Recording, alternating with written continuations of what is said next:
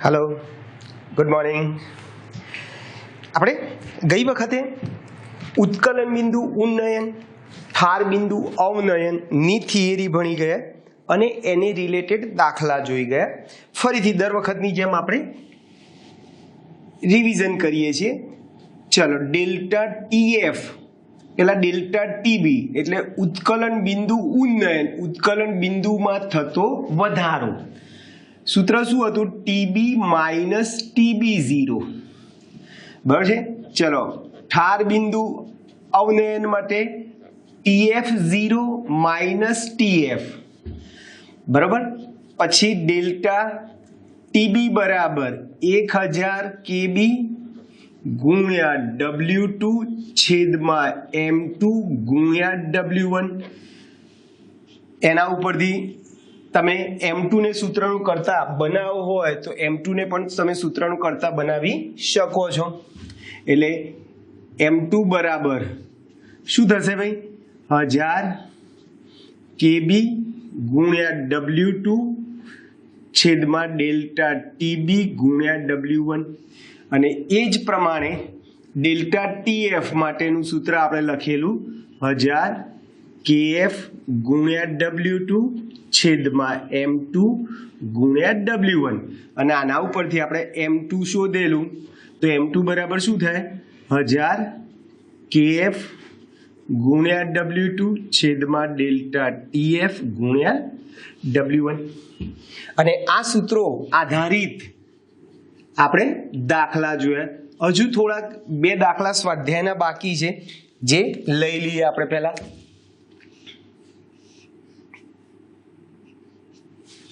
चलो स्वाध्यायना दाखला આપણે થોડાક જોવાના છે। હું રકમ લખું છું એટલે તમને થોડો ખ્યાલ આવતો જાય। ચલો સ્વાધ્યાયનો 2.20 છે। રકમ આવી છે ખાંડના 5% દ્રાવણ દળથી નું ઠાર બિંદુ 271 કેલ્વિન છે બરાબર છે। જો શુદ્ધ પાણીનું ઠાર બિંદુ 273.15 કેલ્વિન હોય તો પાણીમાં 5% ગ્લુકોઝ ધરાવતા દ્રાવણનું ઠાર બિંદુ ગણો। ચલો શુદ્ધ પાણી માટે તમને KF આપી દીધેલો છે, સોરી TF આપેલો છે તમને TF 0 273.15 કેલ્વિન। ओके चलो शुरुआत करिए। આપણે પહેલા તો તમને આપણે ચેપ્ટરની સ્ટાર્ટિંગમાં યાદ હોય તો દળથી ટકાવારી બોલો। ખાંડના 5%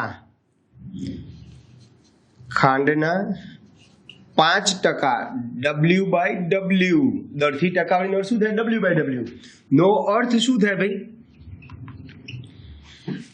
5 ગ્રામ ખાંડ દ્રાવ્ય અને 95 ગ્રામ દ્રાવક એટલે પાણી કહેવાય કે ન કહેવાય? 5 ગ્રામ દ્રાવ્ય થાય અને બાકીનું 95 ગ્રામ દ્રાવક થાય। હવે મોલાલિટી બોલો, મોલાલિટીનું સૂત્ર શું હતું ભાઈ? 1000 ગુણ્યા દ્રાવ્યનું વજન છેદમાં દ્રાવ્યનો અણુભાર ગુણ્યા દ્રાવકનું વજન ચલો બધા ડેટા તૈયાર છે। 1000 ગુણ્યા W2 એટલે દ્રાવ્યનું વજન કેટલું છે ભાઈ? 5 ગ્રામ। ચલો ખાંડનો અણુભાર 342 બરાબર છે। ખાંડનો અણુભાર કેટલો લઈશું ભાઈ આપણે? 342 સુક્રોઝ જેને કહેવાય। અને આ W1 એટલે દ્રાવકનું વજન. આનું તમે સાદુરૂપ આપશો તો 0.1537 થશે. ચલો ક્લિયર. સ્મોલ એમ મળી ગયો ભાઈ આપણને. હવે આપણે ખાંડ માટે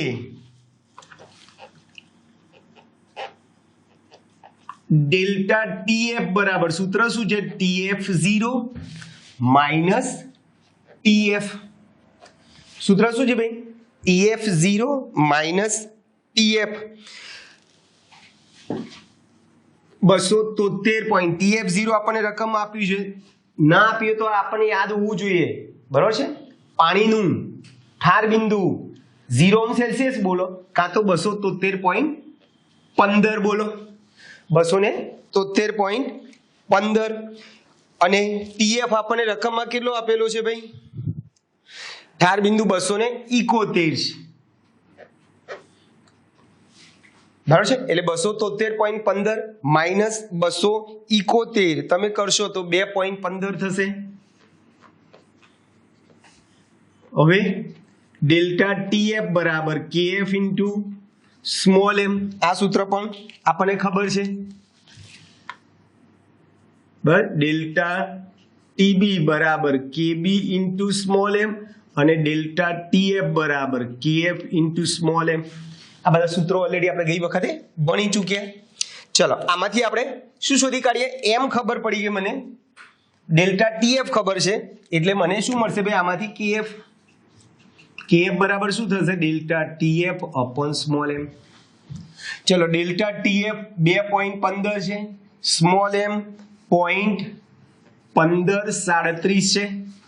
2.15 છેદમાં 2.15 છેદમાં 0.1537 છે. એનું તમે સાદુરૂપ આપશો તો 13.98 થશે. એટલે આ આપણને મળી ગયું KF.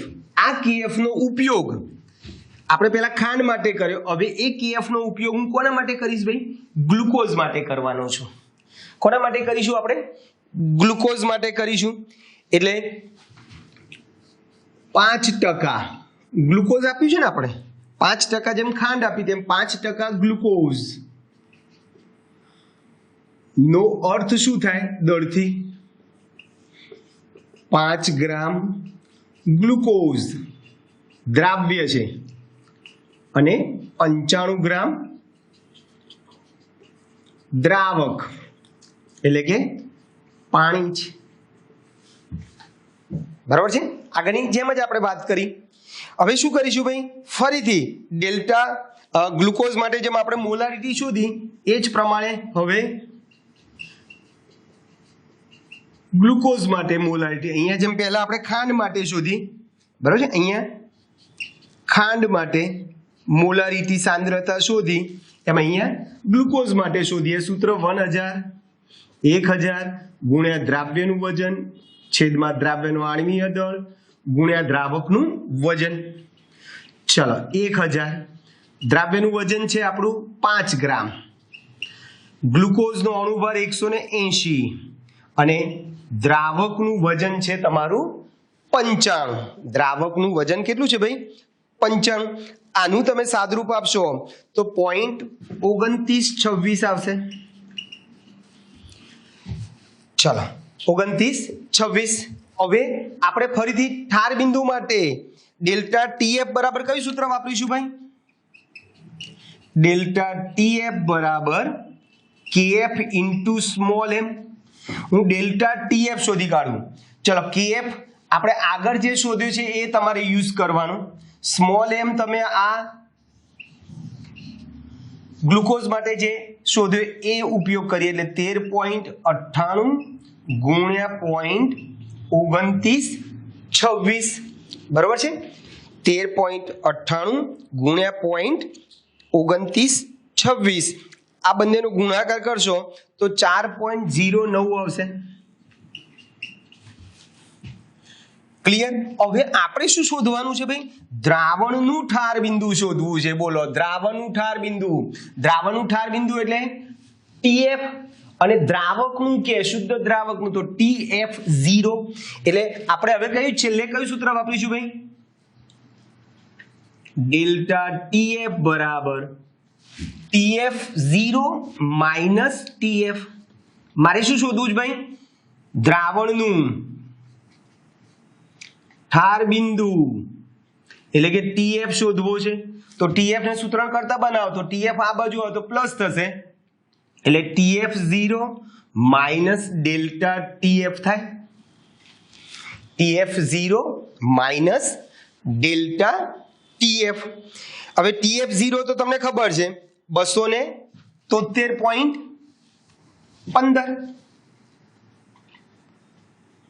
માઇનસ ડેલ્ટા TF શોધ્યો 4.09 બરાબર છે એટલે 273.15 માઇનસ 4.09 બાદ બાકી કરશો તો 269.06 કેલ્વિન જવાબ આવશે. 06 કેલ્વિન જવાબ.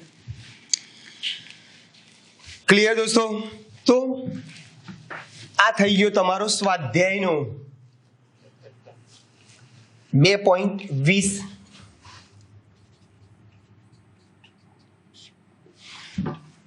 હજુ એક દાખલો આપણે જોઈએ સ્વાધ્યાયનો 2.21 જે ઓલરેડી ગઈ વખતે બોર્ડમાં ગુજરાત બોર્ડમાં આ દાખલો પૂછાયો છે. 2.21 વાળો દાખલો આવો છે. રકમ એની પહેલા બે તત્વો A અને B એ AB2 અને AB4 સૂત્ર ધરાવતા સંયોજન બનાવે છે. બરાબર છે? તેમને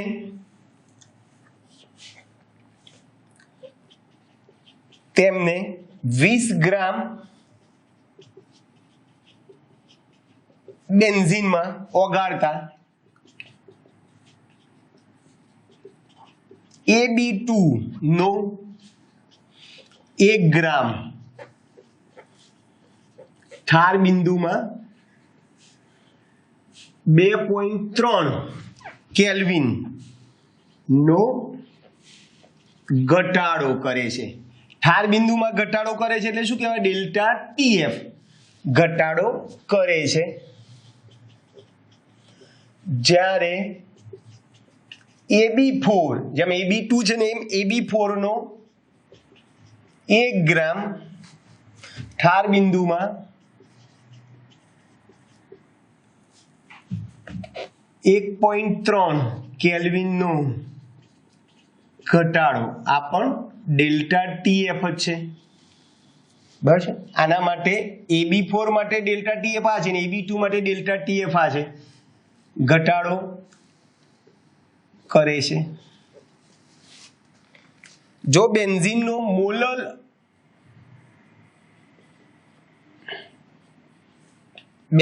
મોલર અવનયન અચળાંક એટલે ટૂંકમાં લખીએ બેન્ઝીનનો KF મોલર અવનયન અચળાંક 5.1 કેલ્વિન કિલોગ્રામ મોલ ઇનવર્સ હોય તો A અને B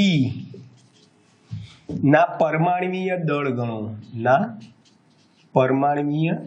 ગણો. ચાલો આપણે કયું સૂત્ર વાપરીશું ભાઈ? આપણી જોડે સૂત્ર તરત ખબર છે. આ ડેલ્ટા ઠાર બિંદુ આપ્યું છે એટલે આપણે આ સૂત્ર વાપરીશું ડેલ્ટા TF વાળું. બોલો ડેલ્ટા TF માંથી આપણે આણ્વીય દળ શોધીએ. બરાબર છે? એટલે આપણે શું કરીએ? પહેલા M2 બરાબર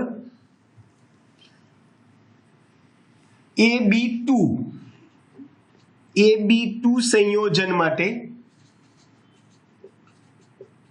M2 બરાબર આણ્વીય દળ શોધીએ છીએ AB2 માટે. ચલો સૂત્ર શું છે? 1000 KF બરાબર છે? 1000 KF ગુણ્યા W2 છેદમાં ડેલ્ટા TF ગુણ્યા W1 બરાબર. ચલો બધા જ ડેટા તમારી જોડે આપેલા છે. બધા જ ડેટા આપણને આપેલા છે.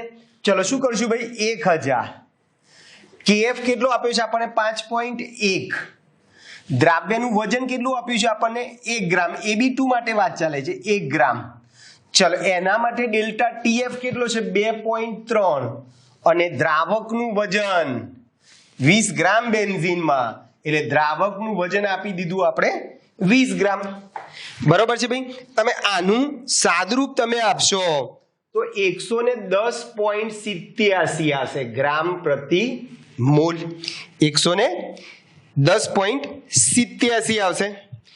હવે આ જ પ્રમાણે AB આ જેમ AB2 માટે વાત કરી સેમ ટુ સેમ AB4 સંયોજન માટે M2 બરાબર ચલો આ સૂત્ર છે 1000 KF ગુણ્યા W2 છેદમાં ડેલ્ટા TF ગુણ્યા W1. ચલો 1000 ગુણ્યા KF આપણને ખબર છે 5.1 આપેલો છે રકમમાં. ચલો વજન એનું પણ એક જ છે AB4 માટેનું વજન તમને 1 ગ્રામ આપ્યું છે. ચલો ઠાર બિંદુમાં થતો ઘટાડો કેટલો છે 1.3 ગુણ્યા દ્રાવકનું વજન તો 20 જ છે. બરોબર છે ભાઈ. ચલો આનું તમે સાદરૂપ આપશો તો 196.15 થશે ગ્રામ પ્રતિ મોલ. બરોબર છે. હવે આપણે ધારી લઈએ કે ધારો કે A અને B ના આપણે પરમાણ્વીય દળ શોધવા છે એટલે A અને B ના પરમાણ્વીય દળ અનુક્રમે P અને Q છે એવું આપણે ધારી લીધું. બરાબર. ચાલો એટલે હવે પહેલા AB2 નો આણ્વીય દળ બરાબર તમને ખબર છે ને આણ્વીય દળ એટલે દરેક એ અણુસૂત્રમાં રહેલા દરેક તત્વના પરમાણુના પરમાણ્વીય દળનો સરવાળો. એટલે આને આમ લખાય A માટે આપણે શું ધાર્યું છે P અને B માટે શું ધાર્યું છે Q. એટલે આમ લખું 1 A ની માટે P 2 B માટે આપણે શું ધાર્યો છે Q લખાય. ચલો AB2 નો આણ્વીય દળ તમે શોધી કાઢ્યો 110.87 બરાબર P વત્તા 2Q થઈ ગયું આ એક સમીકરણ. ચલો આ જ પ્રમાણે AB4 માટે વાત કરીએ. AB4 માટે આણ્વીય દળ બરાબર શું થશે ભાઈ 1 A છે A માટે આપણે P ધાર્યો છે વત્તા 4 B છે B માટે આપણે Q ધાર્યો છે. હવે AB4 નો આણ્વીય દળ આપણે શોધી કાઢ્યો 196.15 બરાબર P વત્તા 4Q થઈ જાય. ચલો સમીકરણ 2 માંથી સમીકરણ 1 ને બાદ કરીએ આપણે તો શું થશે 196.15 માઇનસ 110.87 બરાબર P વત્તા 4Q માઇનસ આ બાદ કરો માઇનસ P માઇનસ થઈ જશે 2Q.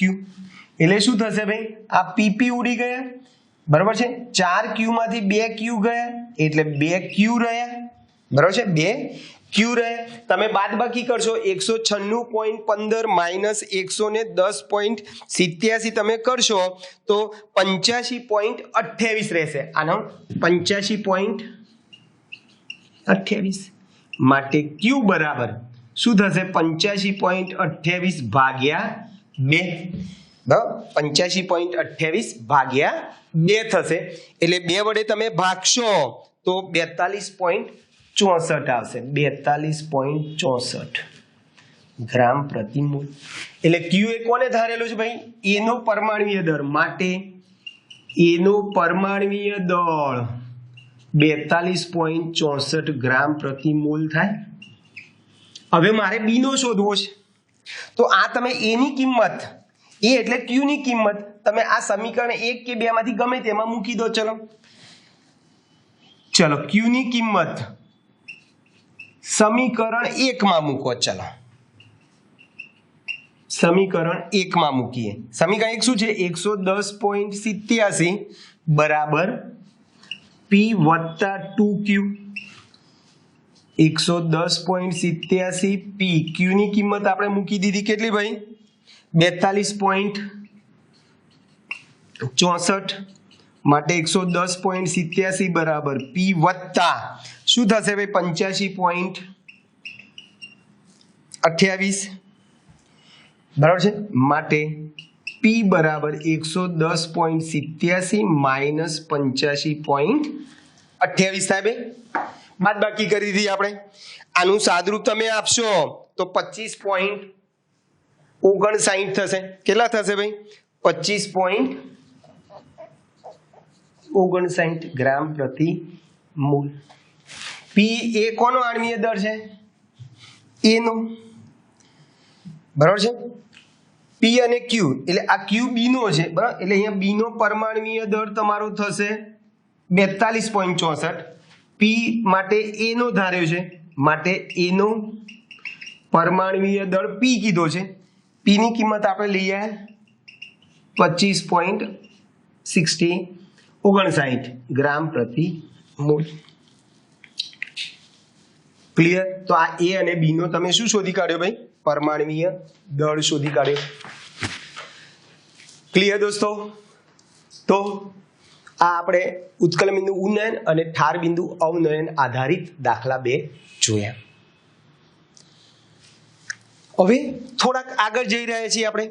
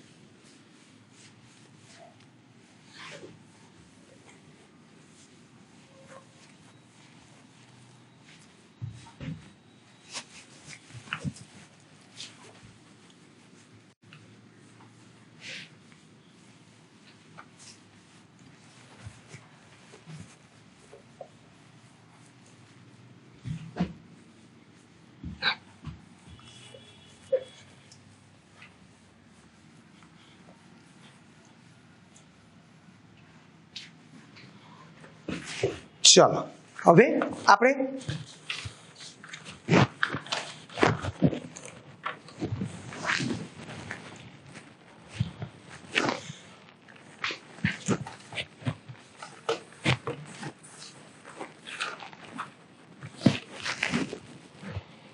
નવો ટોપિક જોઈ રહ્યા છીએ.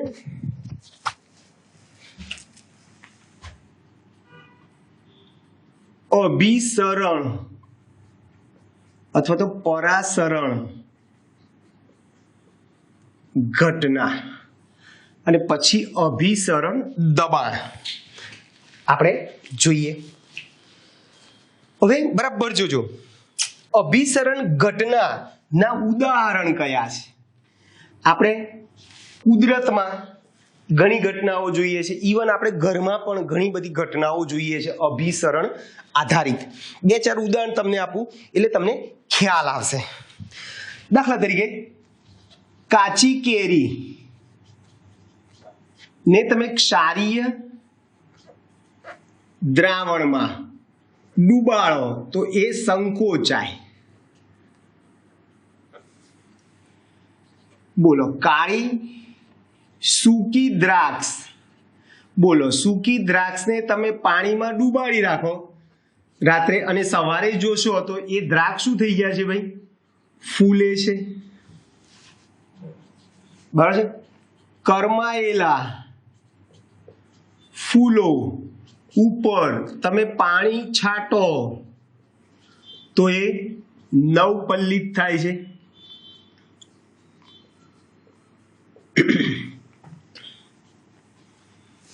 બરાબર છે. રક્ત કણોને લોહીના કોષો જેને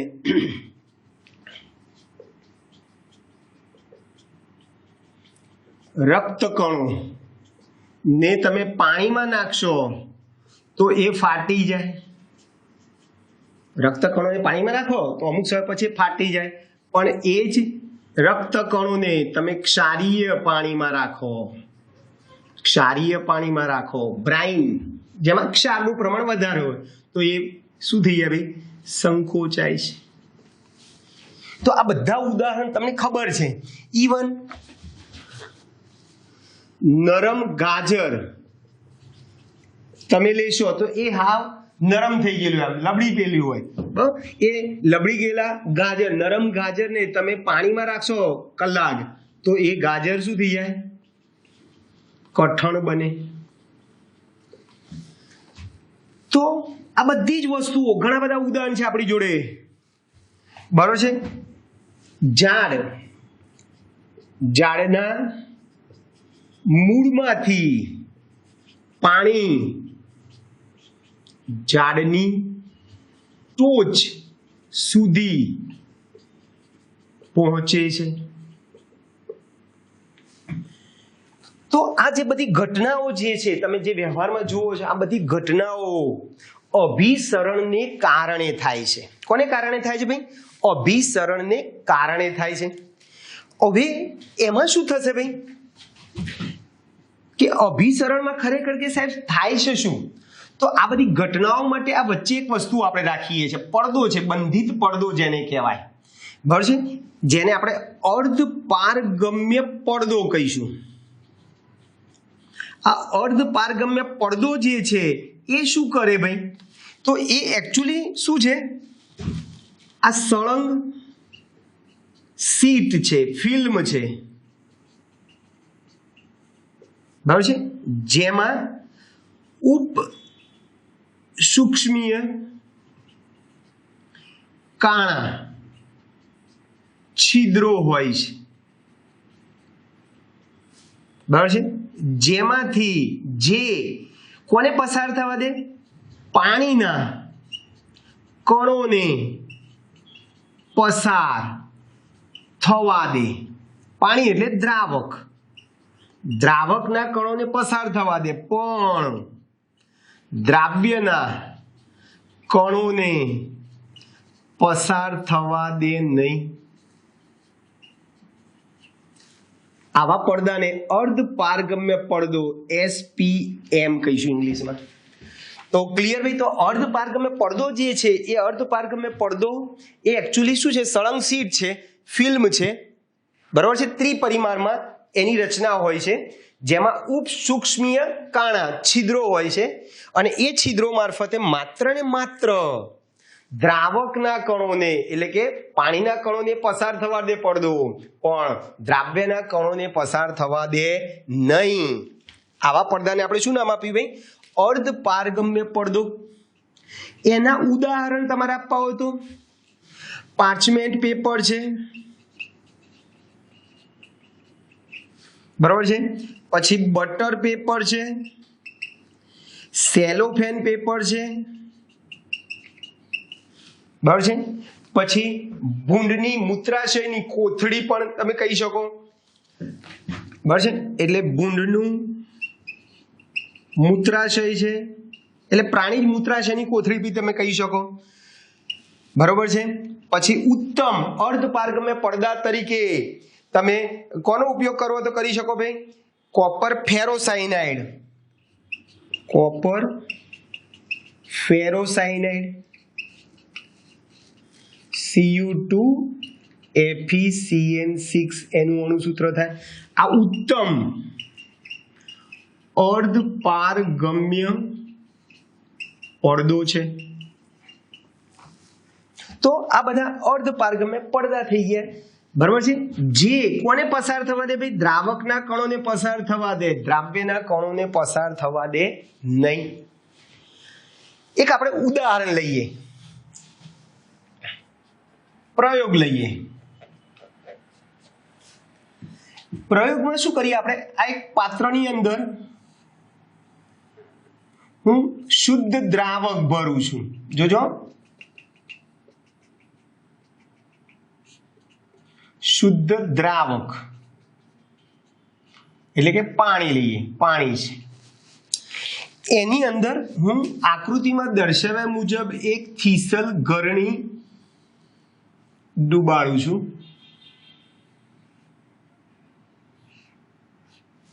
બરાબર છે, થીસલ ગરણી છે.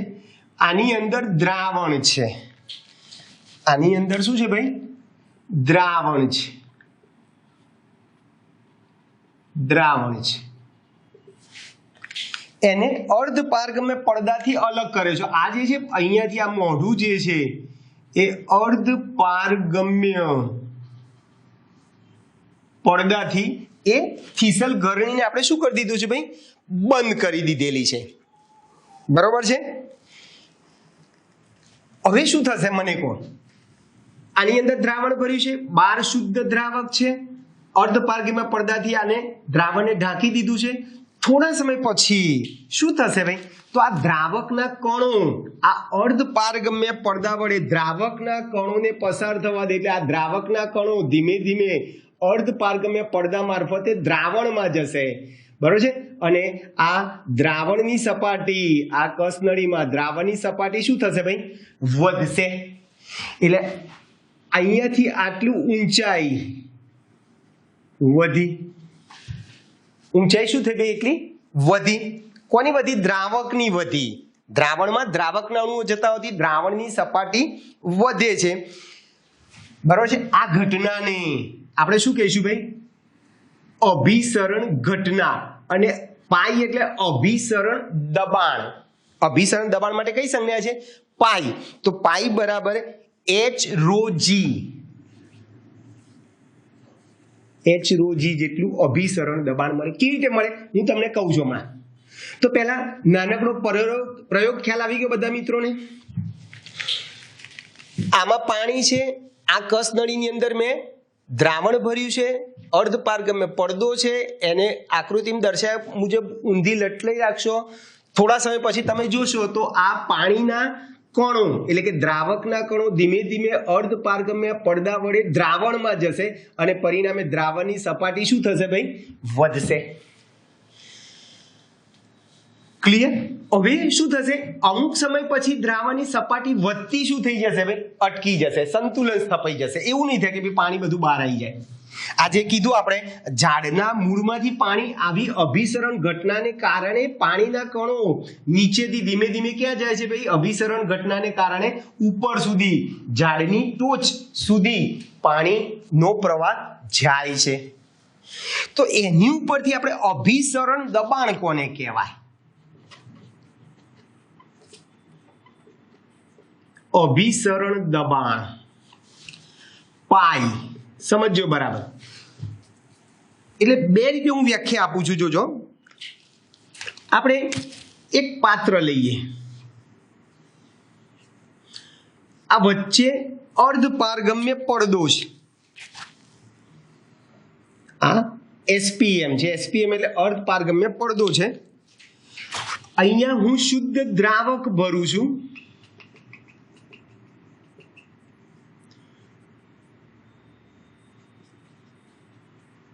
શુદ્ધ દ્રાવક છે, અને અહીંયા હું દ્રાવણ ભરું છું.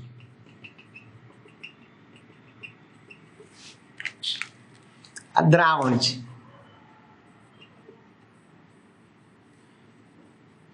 એમની વચ્ચે અર્ધપારગમ્ય પડદો મૂકી દઉં છું.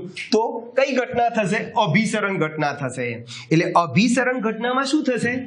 હમણાં જ કીધું, કોને પસાર થવા દેશે? અર્ધપારગમ્ય પડદો દ્રાવકના કણોને પસાર થવા દેશે.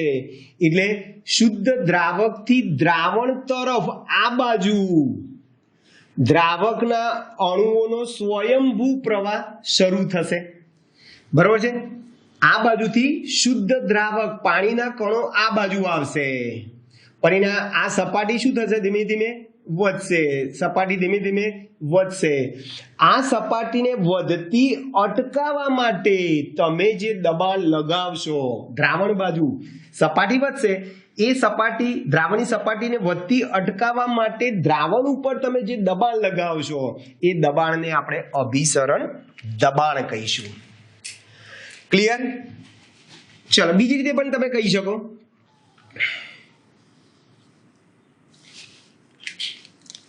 આ એસપીએમ છે, અર્ધ પારગમ્ય પડદો છે. આ બાજુ હું મંદ દ્રાવણ મૂકું છું CuSO4 નું. ચલો CuSO4 નું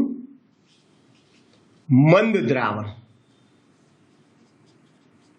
અને આ બાજુ CuSO4 નું સાંદ્ર દ્રાવણ લઉં છું. સાંદ્ર દ્રાવણ. ચલો અભિસરણ ઘટનાને કારણે શું થશે? મંદ દ્રાવણથી પાણીના કણો મંદ દ્રાવણથી ક્યાં જશે ભાઈ? સાંદ્ર દ્રાવણ તરફ જશે. પરિણામે સાંદ્ર દ્રાવણની સપાટી શું થશે ભાઈ? ધીમે ધીમે વધશે. એ સપાટી વધતી અટકાવવા માટે એની ઉપર તમે જે વધારાનું દબાણ લગાવો છો એ દબાણને અભિસરણ દબાણ કહીશું. ક્લિયર દોસ્તો? તો સાવ સિમ્પલ થઈ ગયું. ફરીથી બોલું છું કે દ્રાવક અને દ્રાવણને અથવા સાંદ્ર દ્રાવણ અને મંદ દ્રાવણને તમે અર્ધ પારગમ્ય પડદા વડે અલગ કરી દો તો દ્રાવકના કણો દ્રાવકથી દ્રાવણ તરફ જશે અથવા દ્રાવકના કણો મંદ દ્રાવણથી સાંદ્ર દ્રાવણ તરફ વહે છે. બરોબર છે? એટલે દ્રાવકના કણો આ બાજુ વહે એટલે દ્રાવણની સપાટી ધીમે ધીમે શું થશે? વધશે. એ સપાટીને વધતી અટકાવવા માટે એની ઉપર આપણે જે દબાણ લગાવીશું એ દબાણને અભિસરણ દબાણ કહીશું. બરાબર છે? એટલે અભિસરણ ઘટના ને લીધે દ્રાવણ તરફ દ્રાવકના કણો વહે છે. પરિણામે દ્રાવણની સપાટી વધે છે. આ સપાટીને વધતી અટકાવવા માટે જે દબાણ લગાવીએ છીએ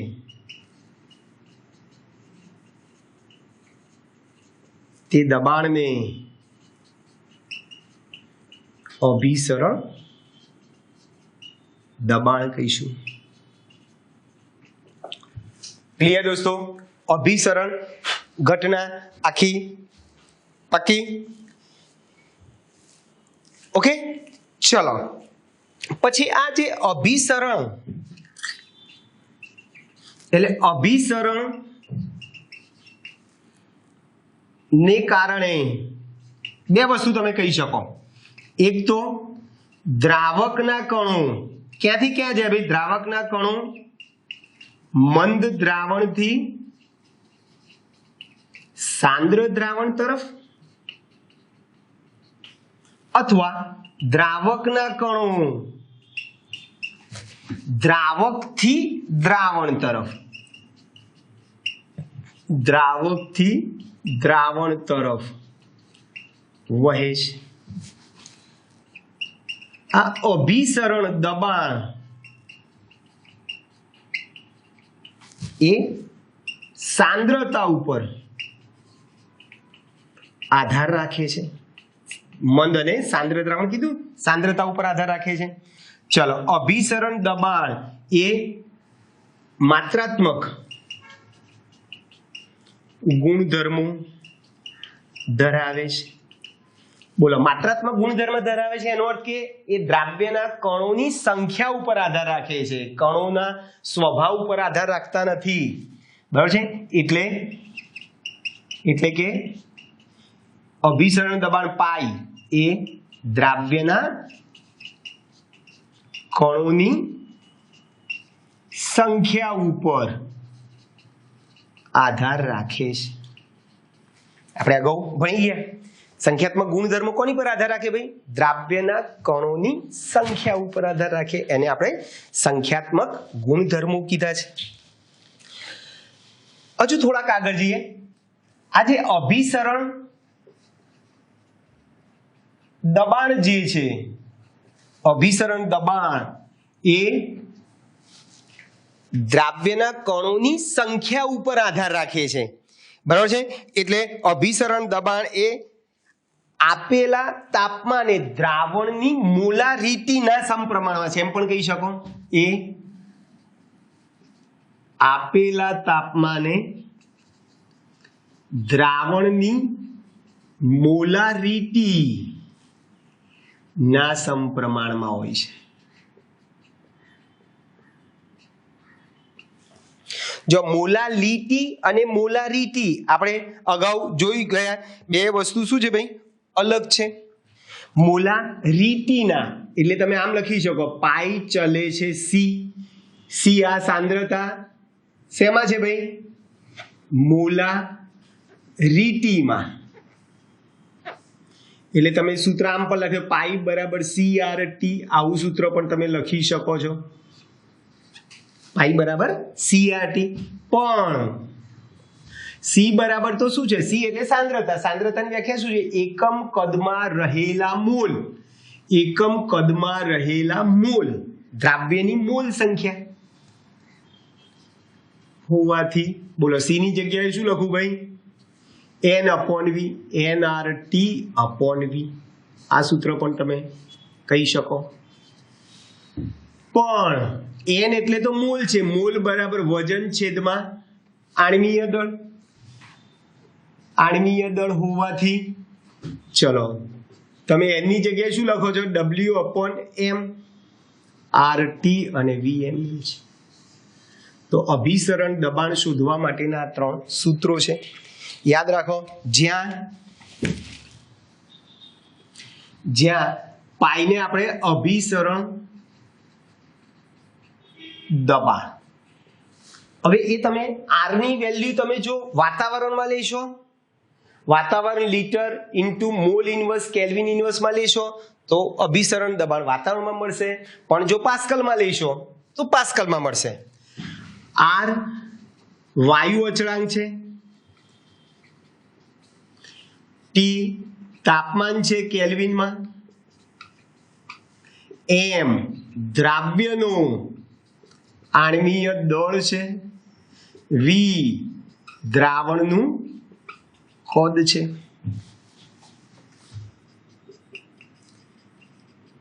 આના ઉપયોગો શું છે? આ અભિસરણ દબાણના ઉપયોગો શું છે ભાઈ? તો કે ભાઈ તમે દ્રાવ્યનું આણ્વીય દળ તમે શોધી શકો છો. કેવા દ્રાવ્યનું આણ્વીય દળ? તો પ્રોટીન છે, પોલિમર છે, બૃહદ જૈવિક અણુ છે, આણ્વીય દળ શોધી શકાય. બરાબર છે? અભિસરણ દબાણની મદદથી આ વસ્તુ શોધી શકાય. નંબર 2 કે સાહેબ આણ્વીય દળ દ્રાવ્યના, જૈવિક અણુ એટલે દ્રાવ્યના,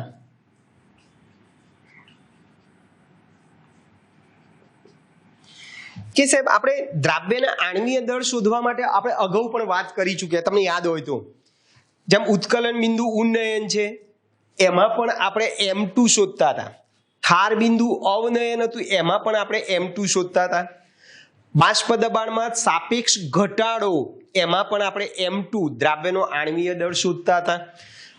અભિસરણ દબાણની મદદથી પણ આણ્વીય દળ તમે શોધી શકો, પણ એ પેલા 3 બાષ્પ દબાણમાં સાપેક્ષ ઘટાડો, ઉત્કલન બિંદુ ઉન્નયન અને ઠાર બિંદુ અવનયન, આ 3માં સ્મોલ m મોલાલિટીનો ઉપયોગ કરતા હતા. અહીંયા મોલારિટીનો ઉપયોગ કરીએ છીએ. મોલાલિટી કરતા મોલારિટી ઇઝીલી તમે શોધી શકો છો.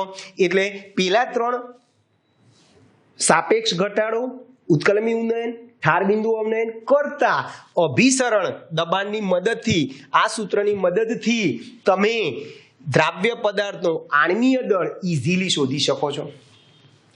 બીજું, ઓરડાના તાપમાને જે જૈવિક અણુઓ જે છે એ સ્થાયી હોતા નથી, એટલા માટે પણ આપણે આ પદ્ધતિની મદદથી તમે એવા જૈવિક અણુઓના આણ્વીય દળ તમે શોધી શકો છો.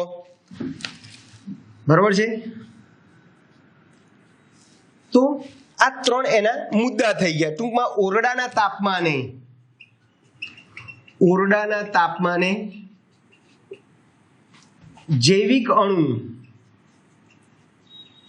સ્થાયી હોતા નથી, ઓરડાના તાપમાને પોલિમર ની દ્રાવ્યતા ઓછી હોય છે, પરિણામે આવા અણુઓ, જૈવિક અણુઓ કે પોલિમર, આવા પદાર્થો ના આણ્વીય દળ આ પદ્ધતિથી સરળતાથી શોધી શકાય છે. બરાબર છે, સરળતાથી શોધી શકાય છે. ક્લિયર દોસ્તો? ઓકે, તમને ઘણા બધા ઉદાહરણ પણ તમને અહીંયા આપી દીધા. યાદ રાખજો, વધુ મીઠું ખાનાર વ્યક્તિ અથવા ખારા પદાર્થ ખાનાર વ્યક્તિ ના શરીરમાં એની માંસપેશીઓ અથવા આંતરપેશીઓમાં પાણી, અભિસરણ ઘટનાને કારણે પાણી શું થાય છે? ભરાય છે, અને પરિણામે એને માંસપેશીઓ અથવા તો આંતરકોષ માં પાણી ભરાવાથી એ ફૂલી જાય છે, જેને આપણે શોથ કહીશું. શોથ.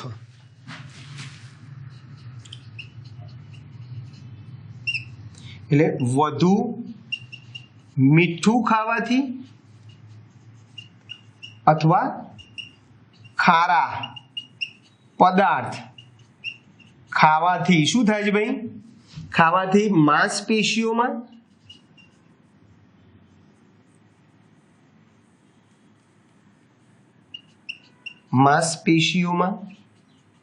તથા આંતર કોશિકામાં અભિસરણ ઘટનાને લીધે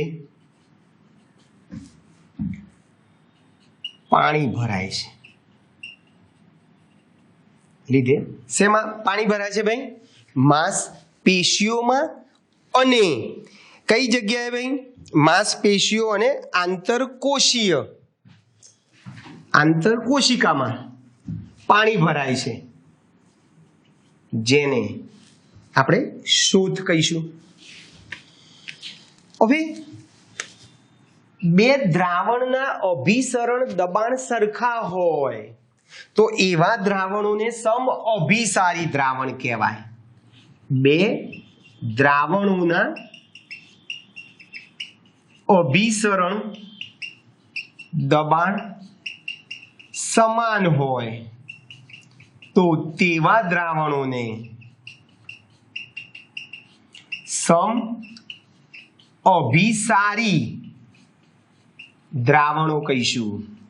અને સમઅભિસારી દ્રાવણોની સાંદ્રતા સરખી હોય, સમઅભિસારી દ્રાવણોની સાંદ્રતા સરખી હોય. આપણે અગાઉ પણ કીધું, અભિસરણ દબાણ એ સાંદ્રતા ઉપર આધાર રાખે છે. એટલે સાંદ્રતા સરખી હોય જે દ્રાવણોની, એની અભિસરણ દબાણ પણ કેવા હોય? સરખા હોય. એટલે જે દ્રાવણોના અભિસરણ દબાણ સરખા છે એ દ્રાવણોને આપણે શું કીધું ભાઈ? સમઅભિસારી દ્રાવણો કહીશું. અને એની સાંદ્રતા કેવી હોય? સરખી હોય. હવે મને કહો, દાખલા તરીકે બે દ્રાવણ છે, બંનેની સાંદ્રતા સરખી રાખું, વચ્ચે હું અર્ધપારગમ્ય પડદો મૂકું તો બોલો અભિસરણ ઘટના થશે? તો કે સાહેબ નહીં થાય, કારણ કે સાંદ્રતા સરખી છે. અભિસરણ ઘટનામાં તો મંદ દ્રાવણથી સાંદ્ર દ્રાવણ તરફ દ્રાવકના કણો પસાર થતા હતા. અહીંયા તો સાંદ્રતા કેવી હોય? સરખી હોય. એટલે સમઅભિસારી દ્રાવણો, બે સમઅભિસારી દ્રાવણ લો, એની વચ્ચે તમે અર્ધપારગમ્ય પડદો મૂકશો તો તમને અભિસરણ ઘટના જોવા મળશે નહીં. બે સમઅભિસારી દ્રાવણો વચ્ચે એસપીએમ એટલે અર્ધપારગમ્ય પડદો મૂકવામાં આવે તો પણ અભિસરણ ઘટના જોવા મળશે નહીં. ક્લિયર દોસ્તો? હવે બીજી એક વસ્તુ, આપણા લોહીમાં જે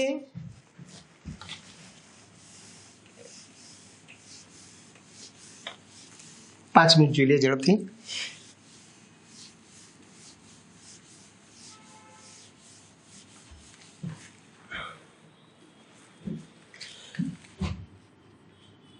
લોહીમાં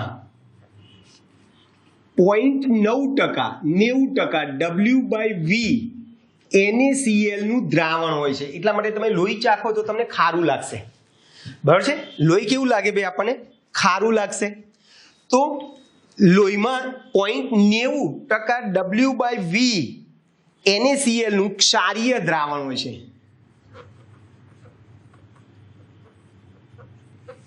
એટલે એમાં અભિસરણ ઘટના થાય નહીં. પણ તમે શું કરો ભાઈ? આ લોહીના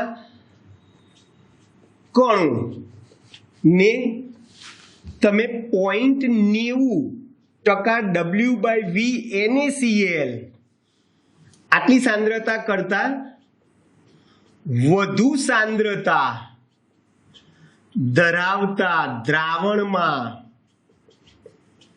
મૂકો તો શું થાય ભાઈ? શું થશે ભાઈ? વધુ સાંદ્રતા ધરાવતા દ્રાવણ મૂકીએ તો શું થશે? આ લોહીના કણોમાંથી પાણી શું થઈ જશે ભાઈ? બહાર નીકળી જશે. લોહીના કણોમાંથી પાણી બહાર નીકળે. પરિણામે લોહીના કણો શું થાય? સંકોચાય. આવા દ્રાવણને અતિ અભિસારી દ્રાવણ કહીશું. બરોબર છે? આવા દ્રાવણને અતિ અભિસારી કહીશું.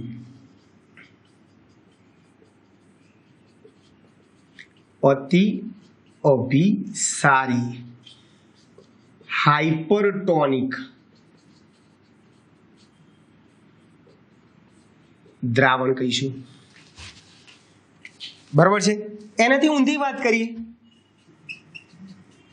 ચલો, લોહીના કણોને આપણે 0.90% W/V NaCl કરતા ઓછી સાંદ્રતા ધરાવતા દ્રાવણમાં મૂકો તો શું થશે ભાઈ? અભિસરણ ઘટનાને કારણે દ્રાવણમાંથી ઓછી સાંદ્રતામાંથી, એટલે અહીંયાથી ઓછી સાંદ્રતા હોવાથી અહીંયાથી પાણીના કણો ક્યાં જશે? લોહીના કણોમાં જશે. બરાબર છે? એટલે લોહીના કણોમાં પાણી ઉમેરાશે. પરિણામે લોહીના કણો ફૂલશે, ફૂલે અથવા તો ફાટી જાય. આવી ઓછી સાંદ્રતા વાળા આવી ઓછી સાંદ્રતા વાળા 0.90% W/V કરતા ઓછી સાંદ્રતા વાળા દ્રાવણોને, ઓછી સાંદ્રતા ધરાવતા દ્રાવણોને અલ્પ અભિસારી, એને જેને ઇંગ્લિશમાં જેમાં હાઇપર કીધું એમ અને હાઇપોટોનિક દ્રાવણ કહીશું. બરાબર છે? આવી વધુ સાંદ્રતા વાળા દ્રાવણને હાઇપરટોનિક દ્રાવણ કહીશું. બરાબર? એકદમ સિમ્પલ થઈ ગયું. એટલે સાફ સિમ્પલ થઈ ગયું. યાદ રાખો દોસ્તો, 0.09% W/V NaCl કરતા વધુ સાંદ્રતા ધરાવતા દ્રાવણોને આપણે શું કહીશું ભાઈ? હાઇપોટોનિક દ્રાવણ. અને શું કીધું ભાઈ? 0.90% W/V NaCl ના દ્રાવણની સાંદ્રતા કરતા ઓછી સાંદ્રતા ધરાવતા દ્રાવણોને આપણે શું કહીશું ભાઈ? હાઇપોટોનિક. ગુજરાતીમાં એને અલ્પ અભિસારી દ્રાવણ કહીશું. ક્લિયર દોસ્તો? તો આપણે અહીંયા શું ભણ્યા? આજે અભિસરણ ઘટના જોઈ, એના ઉદાહરણ જોયા. બરાબર છે, એના પ્રયોગો જોયા, એની ઉપયોગિતાઓ જોઈ. આવતા લેક્ચરમાં આપણે પ્રતિ અભિસરણ ઘટના વિશે વાતો કરીશું.